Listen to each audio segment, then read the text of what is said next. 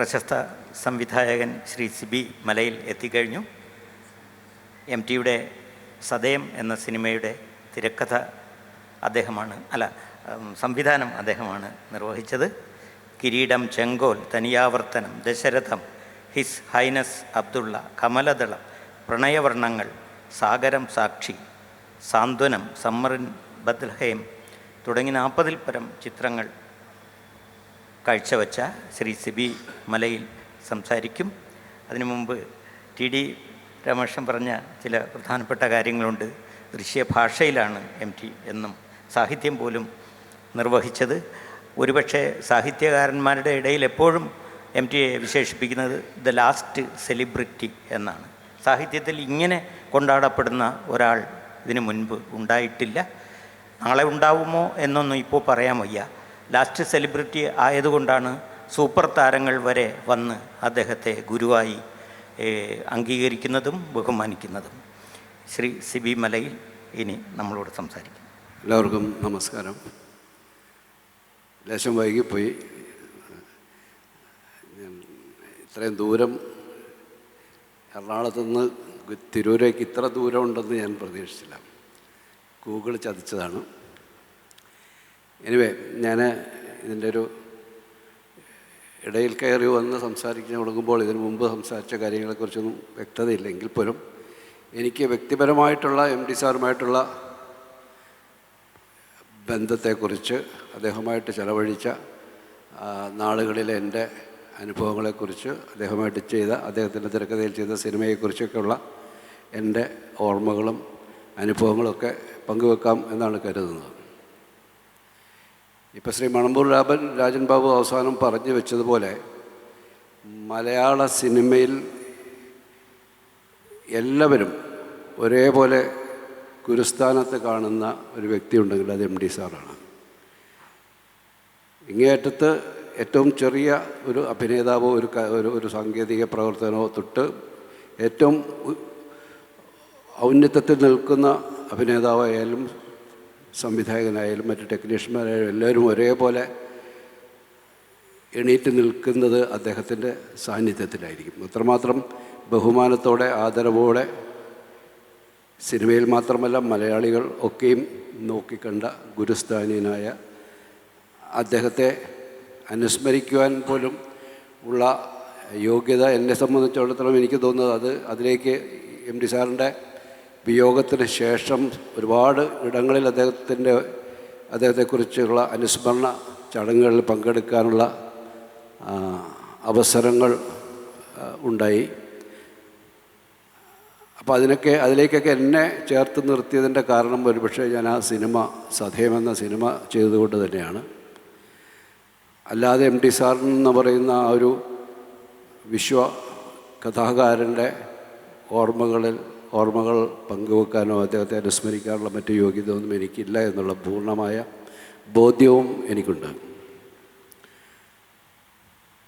നമ്മൾ പറഞ്ഞു വരുന്നത് സാധാരണ മലയാള സിനിമയിലെ സംവിധായകരുടെ എല്ലാവരുടെയും ഏറ്റവും വലിയ ആഗ്രഹം, ഏറ്റവും വലിയ സ്വപ്നം എം ടി സാറിൻ്റെ തിരക്കഥയിലൊരു സിനിമ ചെയ്യുക എന്നുള്ളതാണ്. അതൊരു യാഥാർത്ഥ്യമാണ്. അല്പം അതിനൊരു അതിഭാഗവത്വത്തോടെയൊക്കെ പലരും സംസാരിക്കാറുണ്ടെങ്കിലും അത് യാഥാർത്ഥ്യം തന്നെയാണ്. എം ടി സാറിൻ്റെ തിരക്കഥയുണ്ടെങ്കിൽ ആർക്കും സിനിമ സംവിധാനം ചെയ്യാമെന്നുള്ള ചില കടുത്ത പ്രയോഗങ്ങളും നമ്മൾ കേട്ടിട്ടുണ്ട്. എന്നെ സംബന്ധിച്ചിടത്തോളം എൻ്റെ ഒരു ഹൈസ്കൂൾ ക്ലാസ്സുകളിലൊക്കെ വെച്ചിട്ടാണ് വായനയിൽ ഒരു ഗൗരവതരമായ ഒരു വായനയിലേക്ക് കടക്കുന്നത്. അതുവരെയൊക്കെ വളരെ കോട്ടയം പുഷ്പനാഥിൻ്റെയും ദുർഗാപ്രസാദ് ഖത്രിയുടെയൊക്കെ അപസർപ്പകർ നോവലുകളൊക്കെ വായിച്ചിട്ടുള്ള ഒരു തുടക്കക്കാരൻ എന്ന നിലയിൽ ഒരു യു പി സ്കൂളിലൊക്കെ പഠിക്കുമ്പോൾ, പക്ഷേ ഹൈസ്കൂൾ ക്ലാസ്സുകളിലൊക്കെ എത്തുമ്പോഴാണ് ഗൗരവപൂർണ്ണമായ വായനയിലേക്ക് എത്തുന്നത്. അതിലേക്ക് എന്നെ നയിച്ചത് എം ടി സാറാണ്. നാലുകെട്ടും കാലവും തുടങ്ങി അദ്ദേഹത്തിൻ്റെ അക്കാലത്ത് നമ്മുടെ മുമ്പിൽ എത്തിപ്പെട്ട പ്രധാനപ്പെട്ട നോവലുകളും കഥകളും ഒക്കെ വായിക്കാനുള്ളൊരു സാഹചര്യം അന്നുണ്ടായിരുന്നു. പിന്നീട് അദ്ദേഹം തിരക്കഥ നിർവഹിച്ച സിനിമകൾ കണ്ടു തുടങ്ങിയിരുന്നു. മുറപ്പെണ്ണും ഇരുട്ടിൻ്റെ ആത്മാവും തുടങ്ങി അദ്ദേഹത്തിൻ്റെ ആദ്യകാലത്ത് തൊട്ട് അദ്ദേഹം ചെയ്ത സിനിമകളിലൂടെ അദ്ദേഹത്തെ കൂടുതലായി അറിയാൻ കഴിഞ്ഞു. പിന്നീട് സിനിമയിൽ എത്തിപ്പെട്ട ശേഷം ഈ പറയുന്നത് പോലെ എൻ്റെയും വലിയ ആഗ്രഹങ്ങളിലൊന്ന് MD സാറിൻ്റെ ഒരു തിരക്കഥ എന്തെങ്കിലും ഒരു സിനിമ ചെയ്യാൻ കഴിയണം എന്നുള്ളതായിരുന്നു. അതിനു വേണ്ടിയിട്ട് അദ്ദേഹത്തെ പോയി സമീപിക്കാനുള്ളൊരു ധൈര്യമൊന്നും എനിക്കുണ്ടായിരുന്നില്ല. കാരണം അത്രമാത്രം ഞാനായിട്ടുണ്ടോ എന്നുള്ള ബോധ്യം എനിക്കില്ല. കാരണം ഞാൻ ആ ഒരു തലത്തിൽ ചെന്ന് അദ്ദേഹത്തോട് ചോദിക്കുന്നത് തന്നെ ഒരു അഹങ്കാരമായി തീരുമോ എന്നൊക്കെ ഉള്ളൊരു ഭയപ്പാട് കൂടി ഞാൻ മാറി നിന്നാണ്. പക്ഷേ ആ വഴി ആ ഒരു അവസരം എൻ്റെ മുമ്പിലേക്ക് അപ്രതീക്ഷിതമായിട്ട് തുറന്ന് വന്നതാണ്. ഞാൻ അതിനു മുമ്പ് ചെയ്തിരുന്ന പ്രധാനപ്പെട്ട സിനിമകളിലേക്ക് വിതരണം ചെയ്തിരുന്നത് 7 ആർട്സ് എന്ന വിതരണ സ്ഥാപനമാണ്. അതിൻ്റെ ഉടമ ശ്രീ GP വിജയകുമാറാണ്. ഞാൻ അതിനു മുമ്പ് ചെയ്ത കിരീടം അവരാണ് വിതരണത്തിനെടുത്തത്. ഹിസൻ അബ്ദുള്ളയും ഭരതവും അവരാണ് ചെയ്തത്. അപ്പോൾ ഭരതം കഴിഞ്ഞ് നിൽക്കുന്ന ഒരു അവസരത്തിലാണ് 7 ആർട്സിന് വേണ്ടി അവരുടെ നിർമ്മാണ സ്ഥാപനത്തിന് വേണ്ടിയിട്ടൊരു സിനിമ സംവിധാനം ചെയ്യാനുള്ളൊരു നിർദ്ദേശം അല്ലെങ്കിൽ ഒരു താല്പര്യം അവർ കാണിച്ചത്. ആ സമയത്ത് ആ അവസരം ഞാൻ MD സാറിലേക്ക് എത്തിപ്പെടാനുള്ളൊരു അവസരമായിട്ട് അതിനെ ഉപയോഗപ്പെടുത്തുകയാണ്. ഞാൻ വിജയകുമാറിൻ്റെ അടുത്ത് പറഞ്ഞത് MD സാറിൻ്റെ ഒരു തിരക്കഥയുണ്ടെങ്കിൽ നമുക്ക് ചെയ്യാം, എനിക്ക് അങ്ങനെ ഒരു ആഗ്രഹമുണ്ട് എന്നുള്ളത് അദ്ദേഹത്തോട് വെളിപ്പെടുത്തിയപ്പോൾ അദ്ദേഹം വളരെ വളരെ എളുപ്പത്തിൽ സംഭവിക്കാവുന്നൊരു കാര്യമാണെന്നുള്ളൊരു ബോധ്യം എനിക്ക് തന്നു. കാരണം അതിനു മുമ്പ് അദ്ദേഹം നിർമ്മിച്ച പഞ്ചാഗ്നിയും നക്ഷതങ്ങളുമൊക്കെയും MD സാറിൻ്റെ തിരക്കഥയിലാണ് ഹരിഹരൻ സാർ ചെയ്ത സിനിമകൾ. അതുകൊണ്ട് MD സാറുമായിട്ട് വളരെ അടുത്ത സൗഹൃദം അദ്ദേഹത്തിനുണ്ടായിരുന്നതുകൊണ്ട് ഈ ആവശ്യം MD സാറിന് മുമ്പിലേക്ക് വരികയും അദ്ദേഹം അന്ന് ചെന്നൈയിലേക്ക് എത്തുകയും ഞാനും അന്ന് ചെന്നൈയിലാണ് താമസിക്കുന്നത്. അങ്ങനെ ചെന്നൈയിൽ അദ്ദേഹം എത്തി ഈ കഥയുടെ ഈ പ്രോജക്റ്റിൻ്റെ ഒരു ഡിസ്കഷനൊക്കെ നടക്കുകയും ചെയ്തു.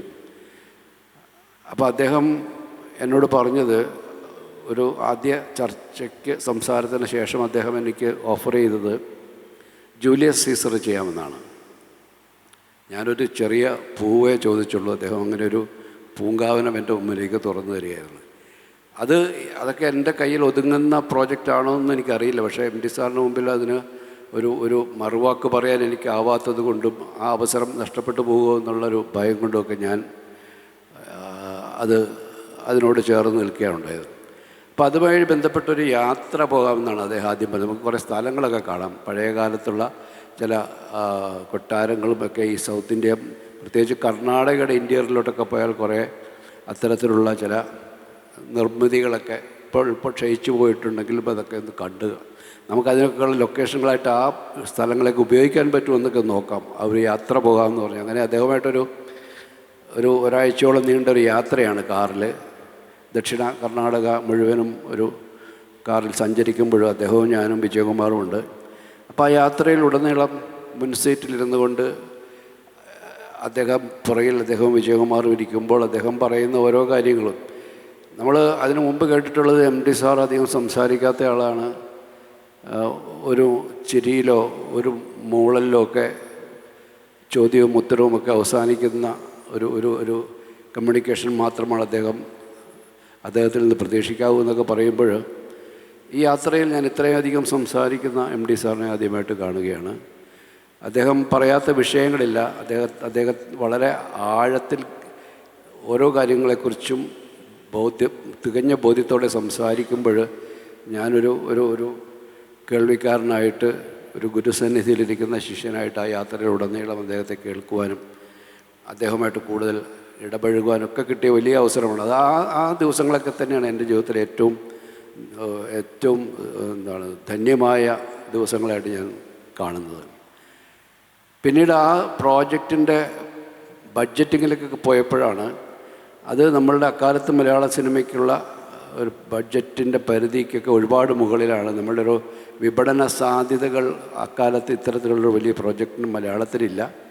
അത് നമുക്ക് ഈ കേരളത്തിലെ തിയേറ്ററുകളിൽ നിന്നും കിട്ടുന്ന അല്ലെങ്കിൽ നമ്മളുടെ ഗൾഫ് റൈറ്റ്സൊക്കെ കൊടുത്ത് കിട്ടാവുന്ന പരിമിതമായ ഒരു വിപണന ഒരു മേഖലയെ നമ്മുടെ മുമ്പിലുള്ളൂ. അപ്പോൾ ഇത്രയും അദ്ദേഹം പറയുന്നത് മമ്മൂട്ടിയും മോഹൻലാലും തെന്നിന്ത്യയിലെ മറ്റ് പ്രധാനപ്പെട്ട നായകന്മാരെയൊക്കെ വെച്ചുകൊണ്ടുള്ളൊരു വലിയ പ്രൊജക്റ്റായിട്ടാണ് അദ്ദേഹം അതിനെ കൺസീവ് ചെയ്തത്. പക്ഷേ അത് ഒരു കൊമേഴ്ഷ്യൽ വയബിലിറ്റി പൂർണ്ണമായിട്ടും അത് സാധ്യമല്ല എന്നുള്ളൊരു ബോധ്യം വന്നപ്പോൾ നിർമ്മാതാവ് തന്നെ അതിനെക്കുറിച്ച് ചില ആശങ്കകൾ ഉയർത്തിയപ്പോൾ MD സാറ് പറഞ്ഞു, അങ്ങനെയാണെങ്കിൽ റിസ്ക് എടുക്കണ്ട, നമുക്കൊരു ചെറിയ പ്രൊജക്റ്റ് ചെയ്യാം. ആദ്യം ഞാൻ വിചാരിച്ചു അങ്ങനെ ഒരു നിർമ്മാതാവിൻ്റെ ഭാഗത്ത് നിന്ന് അങ്ങനെ ഒരു പിന്മാറ്റം ഉണ്ടായപ്പോൾ എൻ്റെ ആ സ്വപ്നം അവിടെ അവസാനിക്കുമെന്നാണ്. പക്ഷേ MD സാർ എൻ്റെ ആശങ്ക കണ്ടുകൊണ്ടായിരിക്കാം അദ്ദേഹം പറഞ്ഞു നമുക്കൊരു ചെറിയ പ്രോജക്റ്റ് ചെയ്യാം. അങ്ങനെയാണ് സതയത്തിലേക്ക് എത്തുന്നത്. അപ്പോൾ സതയത്തിൻ്റെ കഥ എഴുതാനുണ്ടായ, അല്ലെങ്കിൽ അദ്ദേഹത്തിൻ്റെ ചെറുകഥ അദ്ദേഹം എഴുതാനുണ്ടായ സാഹചര്യം, ശത്രു എന്ന ചെറുകഥ എഴുതാനുണ്ടായ സാഹചര്യം അതൊക്കെ അദ്ദേഹം എൻ്റെ അടുത്ത് വിശദമായിട്ട് പറയുകയും അത് ഇൻസ്പയർഡ് ആയിക്കൊണ്ട്, ആ കഥയല്ല, അതിൽ നിന്നും ഇൻസ്പയർഡ് ആയിക്കൊണ്ട് നമുക്കൊരു സിനിമ ചെയ്യാമെന്നുള്ളതായിരുന്നു പറഞ്ഞത്. അപ്പോൾ അദ്ദേഹം ആ എഴുത്തിലേക്ക് കടന്ന് എൻ്റെ അടുത്ത് പറഞ്ഞു, ഞാനൊന്ന് എഴുതാം, ഒരു വട്ടം എഴുതി കഴിഞ്ഞിട്ട് CBI വിളിക്കാം, അപ്പോൾ കോഴിക്കോട് വന്നാൽ മതി എന്ന് പറഞ്ഞു.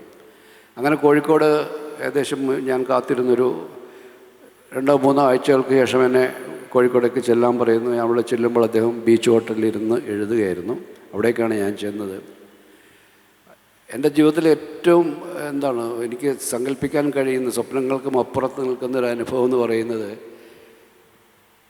അദ്ദേഹം എഴുതിയ ഞാൻ ചെയ്യാനായിട്ട് ആഗ്രഹിക്കുന്ന സിനിമയ്ക്ക് വേണ്ടി അദ്ദേഹം എഴുതിയ തിരക്കഥ ഒരു മേശയ്ക്കപ്പുറവും ഇപ്പുറവും ഇരുന്നുകൊണ്ട് അദ്ദേഹം ആ തിരക്കഥ പൂർണ്ണമായിട്ടും എന്നെ വായിച്ച് കേൾപ്പിച്ചിട്ട് എൻ്റെ അഭിപ്രായങ്ങൾ തേടി മാറ്റങ്ങൾ ആവശ്യമുണ്ടോ എന്നൊക്കെ ചോദിക്കുന്നതൊക്കെ ഞാനിങ്ങനെ ഒരു സ്വപ്ന തുല്യമായ അവസ്ഥയിലിരുന്നാണ് അത് കേട്ടതൊക്കെ.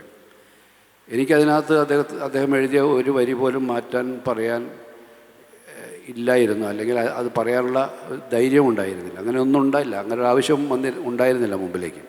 അദ്ദേഹം പറഞ്ഞു, ഇതൊരു ഫസ്റ്റ് റൈറ്റിംഗ് ആണ്, ഇനി നമുക്ക്, എൻ്റെ അടുത്ത് ചോദിച്ചു കണ്ണൂർ സെൻട്രൽ ജയിലിൽ കണ്ടിട്ടുണ്ടോ എന്ന് ചോദിച്ചു. ഞാൻ പറഞ്ഞു കേട്ടില്ല, നമുക്കൊന്ന് പോകാം എന്ന് പറഞ്ഞു. അങ്ങനെ കണ്ണൂർ സെൻട്രൽ ജയിലിലേക്ക് പോവുകയും അവിടെ ആ ജയിലിൻ്റെ ഉള്ളിലേക്ക് കടക്കുന്ന ഘട്ടം തൊട്ട് അദ്ദേഹം ഇതിനെക്കുറിച്ച് എൻ്റെ അടുത്ത് സംസാരിക്കുന്നുണ്ട്. കാരണം ആ ജയിലിൻ്റെ പ്രധാന വലിയ വാതിലിൻ്റെ ഒരു വശത്തായിട്ടൊരു ചെറിയ ഡോർ മാത്രമേ തുറക്കാറുള്ളൂ.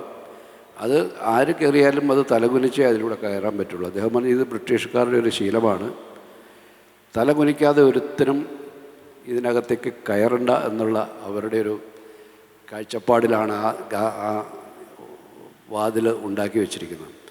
അവിടെ തൊട്ട് ഈ ജയിലിനകത്തുണ്ട ഓരോ സ്ഥലങ്ങളും കാണിച്ചു തന്നു. അപ്പോൾ ഇതിൻ്റെ നടുക്കൊരു, കണ്ണൂർ സെൻട്രൽ ജയിലിന് 8 കെട്ടുകളാണുള്ളത്, 8 വിങ്ങുകളാണുള്ളത്. ആ 8 വിങ്ങുകളുടെയും നടുക്കായിട്ട് ഒരു സെപ്പറേറ്റ് എൻക്ലോസ്ഡ് ഉണ്ട്. ഒരു കമ്പിവേലിക്കകത്ത് 2 വരി കെട്ടിടങ്ങളുണ്ട്, 8-10 സെല്ലുകളുള്ള. അതിൻ്റെ നടുക്കൊരു പൂന്തോട്ടമുണ്ട്. അപ്പം ഞങ്ങൾ അങ്ങോട്ടേക്ക് നടന്ന് ചെല്ലുമ്പോൾ അവിടെ ആ പൂന്തോട്ടത്തിനകത്ത് ഒരു ആൾ, ജയിൽ വസ്ത്രങ്ങൾ അണിഞ്ഞ ഒരു പൊക്കം കുറഞ്ഞൊരു മനുഷ്യൻ അവിടെ ചെടികൾക്ക് വെള്ളമൊഴിച്ചുകൊണ്ട് നിൽക്കുന്നത് കണ്ടപ്പോൾ ഞങ്ങളെ കൊണ്ട് കാണിക്കാൻ പോയ ജയിൽ ഓഫീസർ അവിടെ നിൽക്കുന്ന ആ കാവൽക്കാരനായ പോലീസ് ഓഫീസർ അല്ലെങ്കിൽ ജയിൽ ഉദ്യോഗസ്ഥൻ്റെ അടുത്ത് അവനെ അകത്തേക്ക് കയറ്റിക്കോളൂ എന്ന് പറഞ്ഞു. അപ്പം ഞങ്ങൾ അടുത്തേക്ക് ചെല്ലുമ്പോൾ ഇയാളെ ആ 2 നിരയിൽ ഒരു നിരയിൽ ആദ്യത്തെ സെല്ലിലേക്ക് കൊണ്ടുപോയി അടയ്ക്കുകയും ഇയാൾ ഞങ്ങളെ നോക്കി ചിരിക്കുന്നുണ്ട്. പൊക്കം കുറഞ്ഞ വളരെ സാധുവായ മനുഷ്യൻ. എപ്പോഴാണ് പറയുന്നത്, ഇതാണ് റിപ്പർ ചന്ദ്രൻ എന്ന് പറയുന്നത്. അക്കാലത്ത് നമ്മൾ മാധ്യമങ്ങളിലൂടെയൊക്കെ റിപ്പർ ചന്ദ്രൻ എന്ന് പറഞ്ഞ സീരിയൽ കില്ലറെക്കുറിച്ച് ഒരുപാട് കഥകൾ കേട്ട് ഇയാളെക്കുറിച്ച് നമ്മുടെ ഉള്ളിലൊക്കെ രൂപപ്പെട്ട ഒരു ആകാരത്തിനോ രൂപത്തിനോ ഒന്നും മാച്ച് ചെയ്യാത്ത ഒരു പൊക്കം കുറഞ്ഞ സാധുവായ ഒരു മനുഷ്യൻ ഞങ്ങളെ നോക്കി ചിരിക്കുകയായിരുന്നു. അതിനുശേഷം പിന്നീട് ഷൂട്ടിങ്ങിനായിട്ട് 1 മാസം കഴിഞ്ഞ് അവിടെ ചെല്ലുന്നതിന് മുമ്പ് തന്നെ അന്ന് അദ്ദേഹം രാഷ്ട്രപതിക്ക് ദയാഹർജി നൽകി വധശിക്ഷയിൽ നിന്നും ഒഴിവാകാനുള്ള ദയാഹർജി നൽകി കാത്തിരിക്കുന്ന സമയമായിരുന്നു. പക്ഷേ 1 മാസത്തിന് ശേഷം അതിലൊക്കെ ഷൂട്ടിങ്ങിന് അവിടെ ചെല്ലുന്നതിന് മുമ്പ് തന്നെ പത്രങ്ങളിലൂടെ നമ്മൾ അറിഞ്ഞു അദ്ദേഹത്തിൻ്റെ ദയാഹർജി തള്ളി അദ്ദേഹം വധശിക്ഷയ്ക്ക് വിധേയനായി എന്നുള്ളതാണ്. പിന്നീട് ഞാനത് ഷൂട്ട് ചെയ്യാൻ ചെല്ലുമ്പോൾ അന്ന് റിപ്പർ ചന്ദ്രനെ അടച്ച അതേ സെല്ലാണ് ഞാൻ മോഹൻലാലിൻ്റെ സത്യനാഥൻ എന്ന കഥാപാത്രത്തിനായിട്ട് ഞാൻ ഉപയോഗിച്ചത്. അത് ഉപയോഗിക്കാനുള്ള കാരണം എന്ന് പറയുന്നത് ഈ പ്രത്യേകമായിട്ടുള്ള അകത്തുള്ള ഈ കമ്പിവേലിയുടെ ഗേറ്റിൽ നിന്നും ഏറ്റവും എളുപ്പത്തിൽ നടന്നെത്താവുന്നത് ഈ സെല്ലിലേക്കാണ്. ഇപ്പോൾ സിനിമയിൽ നമ്മൾ ഈ സമയവും ലാഗൊക്കെ ഒഴിവാക്കാനായിട്ട് ഏറ്റവും കുറച്ച് ദൂരത്തേക്ക് മാത്രം ഇവിടുന്ന് ഒരാൾക്ക് നടന്ന് അവിടെ ചെല്ലാൻ പറ്റുന്നൊരു സൗകര്യമൊക്കെ മുന്നിൽ കണ്ടാണ് അങ്ങനെ ചെയ്തത്. പക്ഷെ അത് ഷൂട്ട് ചെയ്യാൻ തുടങ്ങുന്ന ദിവസം ഞാൻ ലാലിനടുത്ത് ആ മുറിയിലിരുന്ന് ആ എടുക്കാൻ പോകുന്ന സീൻ പറഞ്ഞു കൊടുക്കുമ്പോൾ ഞാൻ പറഞ്ഞു, ഇവിടെയാണ് റിപ്പർ ചന്ദ്രൻ കിടന്നിരുന്നതെന്ന് പറഞ്ഞു. അപ്പോൾ ലാലിനും അറിയാം അയാൾ വധശിക്ഷയ്ക്ക് വിധേയനായി കഴിഞ്ഞ ആളാണ്. അപ്പോൾ എൻ്റെ അടുത്ത് ചോദിച്ചു, അയാളുടെ ശ്വാസം ഇപ്പോഴും ഇവിടെ ഉണ്ടാവുമല്ലേ എന്ന് ചോദിച്ചു. ഞാൻ പറഞ്ഞ്, ഇവിടെ നിന്ന് അയാൾ ശ്വസിച്ചിട്ടുണ്ടാവാം, ഉണ്ടല്ലോ, ആ വായു ഇപ്പോഴുണ്ടോ ആ ശ്വാസം ഇപ്പോഴും ഉണ്ടോയെന്നറിയില്ല. എൻ്റെ അടുത്ത് പറഞ്ഞു, നിങ്ങൾക്കൊക്കെ അത് പറയാം, നിങ്ങൾ ഷോട്ട് എടുക്കുമ്പോൾ എന്നെ ഇതിനകത്ത് പൂട്ടിയിട്ട് നിങ്ങൾ ക്യാമറയായിട്ട് പുറത്തു പോകും, ഞാനല്ലേ ഇവിടെ കിടക്കേണ്ടതെന്ന് ചോദിച്ചു. തമാശയായിട്ടാണ് പറഞ്ഞെങ്കിലും ആ കഥാപാത്രത്തെ ഉൾക്കൊള്ളുന്നതിൽ പക്ഷേ ആ അദ്ദേഹത്തിൽ ആ സമയത്ത് ഞാൻ വളരെ നിർദോഷമായിട്ട് പറഞ്ഞ ആ ഒരു കമൻറ്റ് അദ്ദേഹത്തിനെ ആ കഥാപാത്രത്തിൻ്റെ ഒരു മാനസികാവസ്ഥയിലേക്ക് എത്തിക്കാൻ ചിലപ്പോൾ ഒരുപക്ഷെ പരോക്ഷമായിട്ട് സഹായിച്ചിട്ടുണ്ടാകും. അതെ, റിപ്പർ 14 പേരെ കൊന്നിട്ടുണ്ടെന്നാണ്, അതാണ് ഇപ്പം ശ്രീരാമേട്ടൻ പറഞ്ഞത്. അങ്ങനെ നമ്മൾ പത്രമാധ്യമങ്ങളിലൊക്കെ അത്രയും ഭീകരനെന്ന് കണ്ട ആൾ നേരിൽ കാണുമ്പോൾ വളരെ ഒരു 5 അടി കഷ്ടിച്ച് പൊക്കമുള്ള മീശയൊന്നും ഇല്ലാത്ത ഒരു സാധു മനുഷ്യൻ. എനിക്ക് ഇന്നും അയാളുടെ മുഖം കൃത്യമായിട്ട് എന്നെ നോക്കി ചിരിക്കുന്നതൊക്കെ ഓർമ്മയുണ്ട്. ആ സിനിമയുടെ ആദ്യഘട്ടം നമ്മൾ ഷൂട്ട് ചെയ്തത് കോഴിക്കോടാണ്. കോഴിക്കോട് ടൗണിൽ തന്നെയുള്ള ജാഫർ ഖാൻ കോളനി എന്ന് പറയുന്നൊരു സ്ഥലമാണ്. അന്ന് അത് നഗരമാണെന്ന് തോന്നാത്ത ഒരു തെങ്ങിൻതോപ്പൊക്കെ ആയിരുന്നു. അപ്പോൾ അവിടെയാണ് ഈ KPSC ലളിതയുടെ ആ കുട്ടികളൊക്കെ ആയിട്ട് താമസിക്കുന്നതും അതിൻ്റെ അടുത്ത് തന്നെ ഒരു സെറ്റ് ഇട്ടിട്ട് അവിടെയാണ് മോഹൻലാൽ വന്ന് താമസിക്കുന്ന, സത്യനാഥൻ വന്ന് താമസിക്കുന്ന വീടൊക്കെ സെറ്റ് ചെയ്തത്. അപ്പോൾ കോഴിക്കോടായതുകൊണ്ട് ഇടയ്ക്കൊക്കെ MD സാർ അവിടേക്ക് വരും, കുറച്ച് നേരം അവിടെ ഇരിക്കും. ഈ MD സാർ വരുന്ന സമയങ്ങൾ എന്നെ സംബന്ധിച്ചിടത്തോളം ഭയങ്കര ഞാൻ വല്ലാത്ത സമ്മർദ്ദത്തിലായി പോകും. കാരണം അദ്ദേഹം എഴുതി വെച്ചതൊക്കെ ഞാൻ എന്ത് മണ്ടത്തരമാണ് കാണിക്കുന്നതെന്ന് അദ്ദേഹത്തിന് തോന്നിയാലോ എന്നുള്ളൊരു ഭയമുണ്ട്. അപ്പോൾ അദ്ദേഹം വരുമ്പോൾ ഞാൻ വളരെ ടെൻസ്ഡായിട്ട് നിൽക്കുമ്പോഴത്തേക്ക് എല്ലാവർക്കും മനസ്സിലാവും ഞാൻ വല്ലാതെ അതുവരെ ഉണ്ടായിരുന്ന എൻ്റെ ഒരു കോൺഫിഡൻസൊക്കെ പെട്ടെന്ന് ഇല്ലാതാവും. അദ്ദേഹം ഒന്നും മിണ്ടത്തില്ല, അദ്ദേഹം ഒരു കസേരയിട്ട് അവിടെ ഇരിക്കും, ഒന്നും ഒരു അഭിപ്രായവും പറയത്തില്ല, ഒരു കറക്ഷനും പറയത്തില്ല. പക്ഷേ എനിക്ക് ഞാൻ ചെയ്യുന്നതൊക്കെ അദ്ദേഹം എഴുതിയതിനോട് നീതി പുലർത്തുന്നതാണോ എന്നുള്ളൊരു വല്ലാത്ത ഭയം എന്നെ ഞാനിങ്ങനെ എങ്ങനെയെങ്കിലും ഇദ്ദേഹം ഒന്ന് ഇവിടെ നിന്ന് പോയി കിട്ടിയാൽ മതി എന്ന് മനസ്സുകൊണ്ട് ആഗ്രഹിക്കും. കുറേ കഴിയുമ്പോൾ അദ്ദേഹം എണീറ്റ് പോകും, ഒന്നും സംസാരിക്കത്തില്ല. ഞാൻ അടുത്തേക്ക് കഴിയുന്നു പോകാതിരിക്കുക, എന്തെങ്കിലും അദ്ദേഹത്തിൻ്റെ ഭാഗത്തുനിന്നൊരു അനിഷ്ടം പ്രകടിപ്പിച്ചാലോ എന്നുള്ള ഭയത്തിലൊക്കെ. പക്ഷേ അദ്ദേഹം ഒന്നും പറഞ്ഞില്ല, പോവുകയും ചെയ്യുന്നു.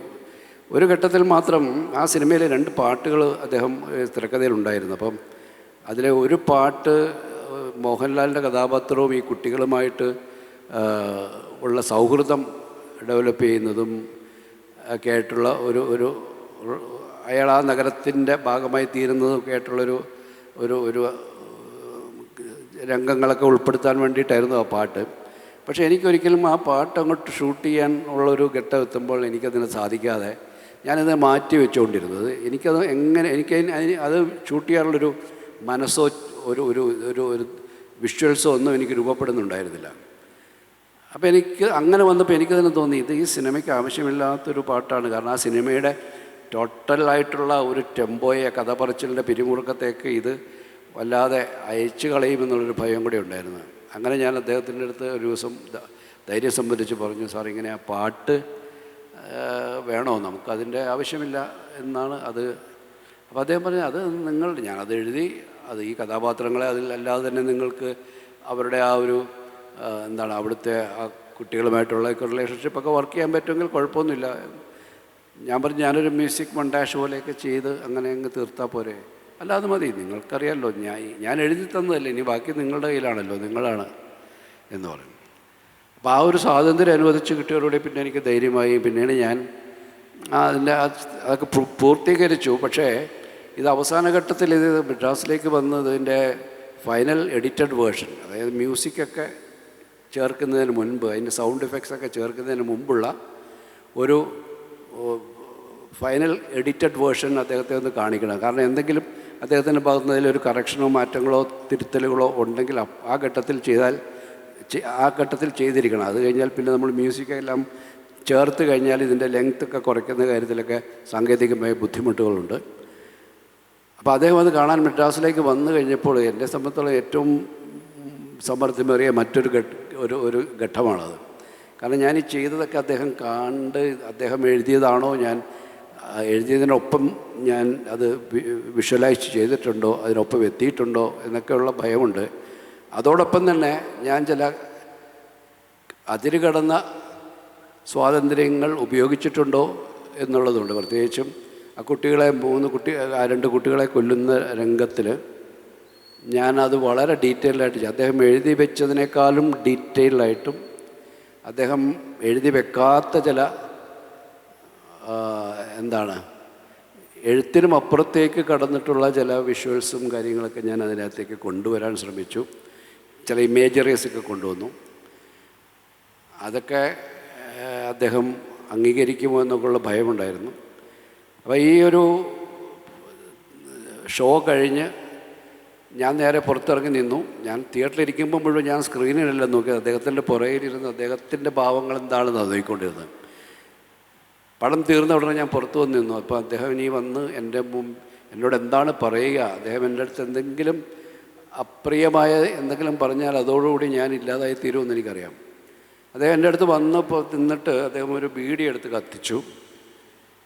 എന്നിട്ട് എൻ്റെ തോളിലൊന്ന് കൈ വെച്ചിട്ട് അദ്ദേഹത്തിൻ്റെ സ്വതസിദ്ധമായ ആ ഇടത്തെ ചുണ്ടിലുള്ള ആ ചിരി ഇങ്ങനെ വന്നു എന്ന് എനിക്ക് തോന്നാവുന്ന രീതിയിലൊരു ചിരി അവിടെ ഉണ്ടായി. അവിടെയാണ് എൻ്റെ ശ്വാസം നേരെയായത്. എനിക്ക് മനസ്സിലായി, ഇതിൽ കൂടുതലൊന്നും അദ്ദേഹം പറയില്ല, ഇതിൽ കൂടുതലൊരു എക്സ്പ്രഷൻ അവിടെ നിന്ന് ഉണ്ടാവില്ല, ഇത് മതി എനിക്ക്, ഞാൻ ആ കടമ്പയും കടന്നിരിക്കുന്നു എന്നുള്ളതാണ്. അപ്പോൾ അതൊരു ഒരു ഒരു പിന്നീട് അദ്ദേഹം ആ സിനിമയെക്കുറിച്ച് അതിലെ മോഹൻലാലിൻ്റെ പ്രകടനങ്ങളെക്കുറിച്ചുമൊക്കെ പറഞ്ഞ് കേൾക്കുമ്പോഴൊക്കെ വളരെ അഭിമാനവും സന്തോഷവും തോന്നിയ അവസരങ്ങളാണ്. മോഹൻലാലിൻ്റെ അഭിനയ ജീവിതത്തിലെ ഏറ്റവും മികച്ച കഥാപാത്രങ്ങൾ ഏറ്റവും മുൻപിൽ നിൽക്കുന്നതും സത്യനാഥൻ തന്നെയാണ്. മറ്റ് 2 സിനിമകളിൽ ദേശീയ അവാർഡ് എൻ്റെ സിനിമകളിൽ തന്നെ മോഹൻലാലിന് കിട്ടിയപ്പോഴും, കിരീടത്തിലും ഭരതത്തിലും കിട്ടിയപ്പോഴും, സതയത്തിലത് കിട്ടാതെ പോയതിൻ്റെ സങ്കടം വലുത് തന്നെയാണ്. കാരണം അത് തീർച്ചയായിട്ടും അംഗീകരിക്കപ്പെടേണ്ടതാണ്. ഈ മുൻപ് പറഞ്ഞ സേതുമാധവനേക്കാളും കല്ലൂർ ഗോപിനാഥിനേക്കാളും മുകളിലാണ് സത്യനാഥൻ്റെ സ്ഥാനം എന്ന് എനിക്കുറപ്പുണ്ട്. ആ സിനിമ കണ്ട് ഓരോരുത്തർക്കും ഉറപ്പുണ്ട്. അത് ലഭിക്കാതെ പോയി എന്നുള്ളത് സങ്കടമാണ്. സന്തോഷം MD സാറിന് അതിന് ദേശീയ പുരസ്കാരം ലഭിച്ചു എന്നുള്ള തിരക്കഥയ്ക്ക്. മറ്റൊന്നും എനിക്കോ ആ സിനിമയ്ക്കോ കിട്ടാത്ത അംഗീകാരങ്ങളൊക്കെ കുറിച്ച് എനിക്ക് പരിതാപങ്ങളില്ല. അർഹിക്കുന്നതിലും കൂടുതൽ ലഭിച്ചു കഴിഞ്ഞതാണ്. എൻ്റെ വ്യക്തിപരമായ കാഴ്ചപ്പാടിലും ആ സിനിമ ഇപ്പോഴും ചർച്ച ചെയ്യുന്ന, സോഷ്യൽ മീഡിയയിലൊക്കെ ചർച്ച ചെയ്യുന്ന ആൾക്കാരുടെ അഭിപ്രായങ്ങളൊക്കെ ചേർത്ത് വെക്കുമ്പോൾ എൻ്റെ ഏറ്റവും മികച്ച സിനിമ അത് തന്നെയാണ്. ഞാൻ സംവിധാനം ചെയ്ത ഒരു ഫിലിം മേക്കർ എന്നുള്ള എൻ്റെ ഏറ്റവും മികച്ച വർക്ക് അത് തന്നെയാണ്, സതയം തന്നെയാണ് എന്നുള്ളൊരു ഉറപ്പ് അന്നും ഇന്നും എനിക്കുണ്ട്. അങ്ങനെ ഒരു ഒരു ഒരു ഒരു ഒരു ഒരു ഫിലിം മേക്കറെ സംബന്ധിച്ചുള്ള അദ്ദേഹത്തിൻ്റെ ഏറ്റവും മികച്ച ഒരു സൃഷ്ടിക്ക് ഏറ്റവും വലിയ അനുഗ്രഹമായി കൂടെ ഉണ്ടായിരുന്നത് എൻ്റെ ഗുരുതുല്യനായ MD സാറാണ്. അദ്ദേഹത്തിൻ്റെ അനുഗ്രഹമാണ്, അദ്ദേഹത്തിൻ്റെ വാത്സല്യമാണ്, സ്നേഹമാണ് എന്നെ എപ്പോഴും ചേർത്ത് നിർത്തിയിരുന്നത്. ഞാൻ കോഴിക്കോടൊക്കെ എത്തുമ്പോൾ എപ്പോഴെങ്കിലും അദ്ദേഹം അവിടെ ഉണ്ടെന്ന് അറിഞ്ഞാൽ ഒരു ഫോൺ വിളിയിൽ അങ്ങോട്ട് വരട്ടെ എന്ന് ചോദിച്ചാൽ അദ്ദേഹം സമ്മതം മൂളിയാൽ പോവുക എന്ന് പറയുന്നത് കാണുക എന്ന് മാത്രമേ ഉള്ളൂ. സംസാരിക്കാറില്ല. കാരണം ഞാനും പൊതുവേ സംസാരിക്കാത്ത ആളാണെന്നാണ് പറയാറുള്ളത്. അദ്ദേഹം തീരെ സംസാരിക്കില്ല. അപ്പം ഞാൻ അവിടെ പോയി കുറച്ച് നേരം അദ്ദേഹത്തിൻ്റെ മുമ്പിലിരിക്കും. ചിലപ്പോൾ 1-2 വാക്ക് ഇങ്ങോട്ട് ചോദിക്കും, അതിന് ഞാൻ ഉത്തരം പറയും. അതിനപ്പുറത്തേക്കില്ല. പക്ഷേ അതൊരു ആ ഒരു അദ്ദേഹത്തിൻ്റെ സാന്നിധ്യത്തിലുള്ള ആ ഒരു സമയം വലിയ വാല്യുബിളാണ് എനിക്ക്.